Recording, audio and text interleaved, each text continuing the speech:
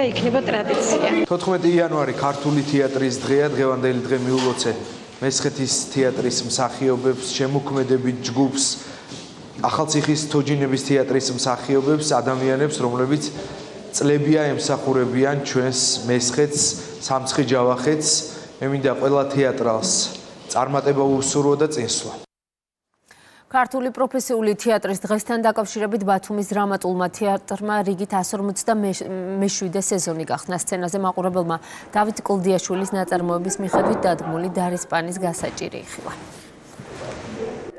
ქართული თეატრის აღდგენის დღეს აგრეთვე და დღეს ასევე ბათუმის თეატრში გაიხსნა კიდევ ერთი საინტერესო სეზონი და ქართული თეატრი არის უსასრულო ჯაჭვი, რომელსაც ძალიან ბევრი საინტერესო რაღაც შეუძლია შეთავაზოს ქართულ მაყურებელს. ულოცავ ყველა ქართულ თეატრის დღეს, ასე ვთქვათ, და დღევანდელი პრემიერა ეცით რა ასმაგაც სანერვიულო იყო, იმიტომ რომ დიდი ხანი სეზონი არ ქონდა გასმილი, დღეს აი ესეთ შესანიშნავ დღეს გავხსენით.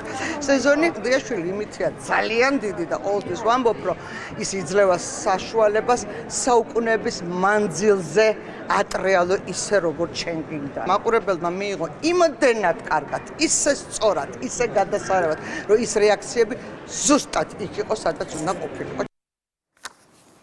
ასეთი იყო ახალი ამბები ამ დროისთვის. სხვა სიახლეებს შეგიძლიათ გაიცნოთ ჩვენს ვებგვერდზე. მე ამ მდგომარეობით კურიერი 12-ზე უკვე კესო ქაფიანიძესთან ერთად დაბრუნდება.